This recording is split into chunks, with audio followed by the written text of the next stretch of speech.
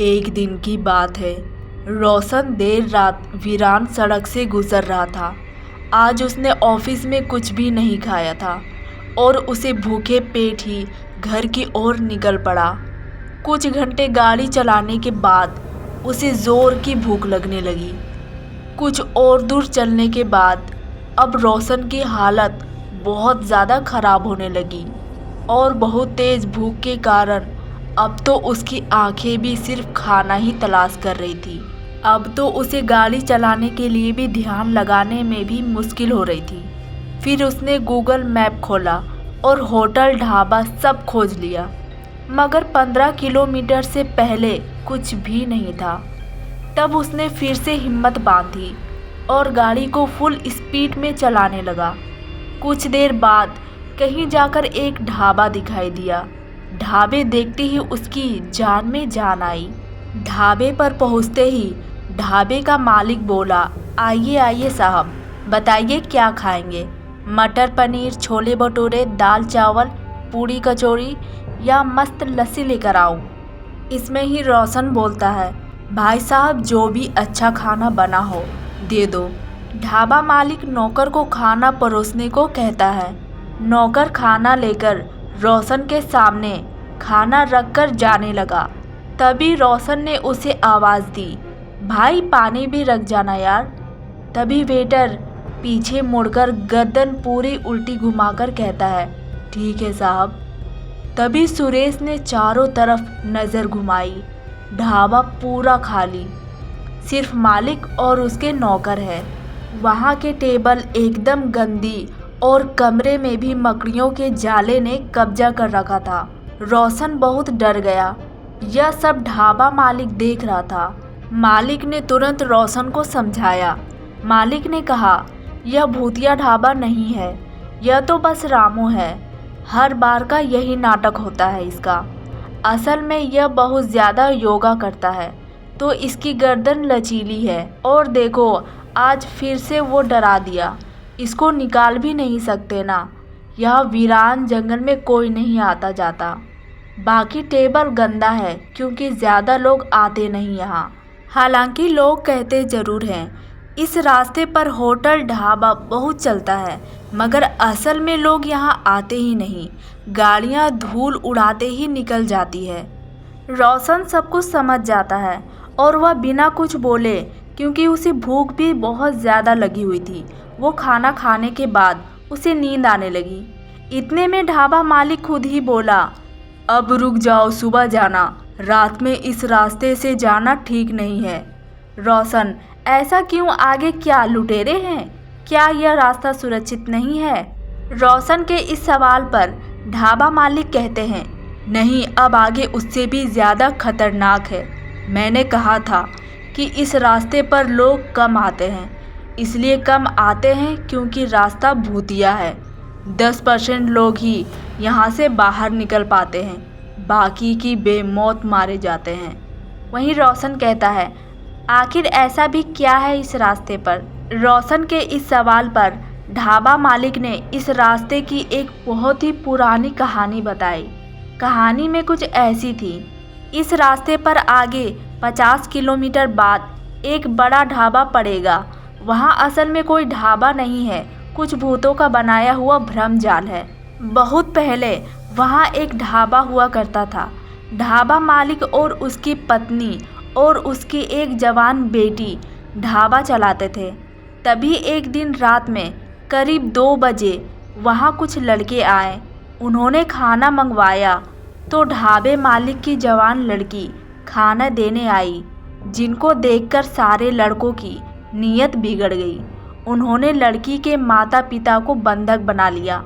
उस लड़की से बदतमीजी की कोशिश की। लड़की के पास टेबल पर चाकू था, जिसमें उस लड़की ने आत्महत्या कर ली। अपनी बेटी की मौत उसके माता पिता नहीं देख सके। उन्होंने भी ढाबे पर ही खुदकुशी कर ली। लड़के तुरंत फरार हो गए। पुलिस को भी कोई सुराग नहीं मिला तो आत्महत्या कर केस बंद कर दिया गया। तब से आज तक उस रोज लड़की और उसके माता पिता उन लड़कों का इंतज़ार कर रहे हैं और हर लड़के को रोककर ढाबे में ले जाते हैं और उन्हें वहीं उसी चाकू से मार देते हैं। ढाबे के पीछे वाले कुएं में डाल देते हैं। ढाबे मालिक की यह कहानी सुनते सुनते रोशन को नींद आ गई और वहीं टेबल पर ही सो गया था। मालिक भी रजाई लेकर वहीं उसके बगल में आकर सो गया था। सुबह रोशन ने नाश्ता किया और निकल गया। वह जाते जाते सोच रहा था, उसे अचानक नींद कैसे आ गई। मैं तो सिर्फ ढाबे के मालिक की बात सुन रहा था। इतनी बोरिंग कहानी तो नहीं थी। कहीं कुछ गड़बड़ है। क्या पता खाने में कुछ मिलाया गया हो। इतना सोचते सोचते फिर आगे जाकर देखा तो सच में ढाबे वीरान पड़े हुए थे। फिर एक रेलवे क्रॉसिंग आई। एक मालगाड़ी कोयला लेकर जा रही थी तो क्रॉसिंग बंद थी। रोशन ने देखा कि वहाँ ट्रैक्टर और ट्रक के टायरों के निशान सड़क के बाहर क्रॉसिंग के अगल बगल थे। ऐसा लग रहा था कि यहाँ रोज ट्रैक्टर और ट्रक बाहर आकर खड़े रहते हो। और वहाँ की ज़मीन एकदम काली थी। उसे लगा जैसे कोयला यहीं लादाया और उतारा जाता है। उसके दिमाग में सवालों का तूफान आ गया था। आखिरकार उसका दिमाग भी पत्रकार वाला था। उसने सब कुछ जानने की ठान ली। अगली रात उसी रास्ते से वापस आने लगा। वापसी में जब उसी तरह का एक ढाबा था जो क्रॉसिंग के लगभग 40 से 45 किलोमीटर दूर था। रोशन वहां गया और बिना कुछ खाए पिए महज रास्ता पूछकर निकलने लगा तो ढाबे के मालिक ने भी वही कहानी सुनाई और रोशन को रोकने की कोशिश की। बेटा, बड़ों की बात मानो, यह रास्ता में जाने लायक नहीं है। रास्ते में भूतिया ढाबा है जो ज़बरदस्ती तुम्हें खींच ले जाएंगे और फिर तुम कभी वापस नहीं आओगे। वहीं रोशन कहता है, चाचा जी मैं नहीं रुक सकता। मेरी माँ की तबीयत ठीक नहीं है और माँ के लिए तो मैं सबको भूत बना सकता हूँ और ज़रूरत पड़ने पर भूत से लड़ भी सकता हूँ। इतना कहकर रोशन अपनी कार से आगे निकल गया। 10 किलोमीटर ही चला होगा कि रास्ते में खून के निशान मिलने लगे, जिसमें एक पैर आगे की तरफ जा रहा था तो एक उल्टा था। यह देखकर रोशन डर गया और फिर गाड़ी को स्पीड बढ़ा दी। कुछ दूर जाने पर खून के निशान बंद हो गए, लेकिन खंबे पर लगी लाइट चालू बंद होने लगी और बंद ही हो गई। अब गाड़ी की स्पीड और धीमी करनी पड़ी। अचानक रास्ते में बैरिकेड आ गए जिस पर लिखा था, आगे सड़क पर काम चल रहा है, कृपया यहाँ से मार्ग बदलें। और कुछ दूर आगे चलने पर अजीबोगरीब लोग हवा में उड़ रहे थे। उनके हाथों में हल और सड़क में काम आने वाले औजार थे, जिनके बाद रोशन को लगा कि शायद उस ढाबे वाले मालिक की बात मान लेनी चाहिए थी। रोशन ने गाड़ी को पीछे की, लेकिन रोशन को लगा जैसे किसी ने उसकी गाड़ी पकड़ ली हो। उसने गाड़ी और स्पीड से चलानी शुरू कर दी। 10 से 12 किलोमीटर बाद उसने बगल में एक ढाबा देखा। काफ़ी चहल पहल थी। वहाँ बहुत सारे लोग थे। ऐसा लग नहीं रहा था कि यह भूतिया ढाबा होगा। रोशन ने गाड़ी रोकी और वहाँ ढाबे में गया।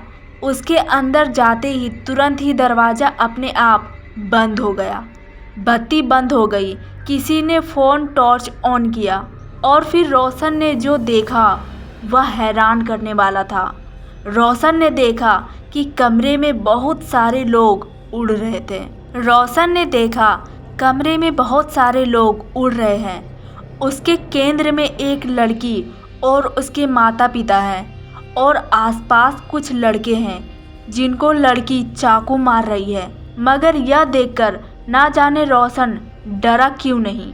उसने अपनी मोबाइल में सब कुछ रिकॉर्ड करना चाहा। तभी पीछे से उसके सिर में किसी ने तेजी से मार दिया। वह बेहोश होने लगा, मगर उससे पहले उसने मोबाइल में एक बटन दबा दिया और फिर बेहोश हो गया। आधे घंटे के अंदर वहाँ पुलिस की बड़ी बड़ी गाड़ियाँ आ गई। उन्होंने रोशन को उठाया और एम्बुलेंस से हॉस्पिटल भेज दिया और पुलिस वाले वहाँ अपने टॉर्च लाइट से लोगों की खोज करने लगा। ऊपर लोग अभी भी उड़ रहे थे और उनमें टॉर्च की लाइट आर पार हो रही थी। इतनी देर में किसी पुलिस वाले को लाइट बटन मिल गया। उसने तुरंत पुलिस लाइट चालू कर दी। सारे भूत गायब हो गए। कमरे के बीच में एक 3D प्रोजेक्ट पड़ा हुआ था। पुलिस ऑफिसर ने सब सील कर दिया और कमरे में खोजबीन करने पर ढाबा मालिक और उसके नौकर पकड़े गए। उनके पास से शमशान से लाए हुए कंकाल और कुछ मुर्दों की खोपड़ियां भी बरामद हुई। पुलिस ने सभी को गिरफ्तार कर लिया। अगले दिन हॉस्पिटल में रोशन को मीडिया वालों के कैमरे ने घेर लिया। एक पत्रकार ने सवाल किया। पत्रकार बोला, सर आपको कैसे पता चला कि भूतिया ढाबा के नाम पर स्कैम चल रहा है? आपने कैसे इसका पर्दाफाश किया? रोशन कहता है, जब मैंने उस दिन वो मालगाड़ी देखी थी तभी मुझे समझ में आ गया था। फिर मैंने अपने मित्र रमेश से बोला, वह पुलिस में बड़ा ऑफिसर है। तब हमने मिलकर एक योजना बनाई जिसमें एक तरफ से वह अपनी टीम लेकर आ रहा था और दूसरी तरफ से मैंने अपने मोबाइल का लोकेशन ऑन किया हुआ था। मैं जहाँ जहाँ जा रहा था सब कंट्रोल रूम से मॉनिटर किया जा रहा था। उधर से कोयला चोरी करते हुए रंगे हाथ पकड़े गए और यह लोग इतना लालची है कि लोगों को पहले ही खाने में नींद की गोलियां मिला दे रही थी और अगर कोई आ जाए तो प्रोजेक्ट लगाकर लोगों को डराते थे, जिसमें से कोई बच नहीं पाता था। रोशन को इस बहादुरी के लिए 1 लाख रुपए का इनाम देती है। सो आई होप आप सभी को यह कहानी अच्छी लगी होगी।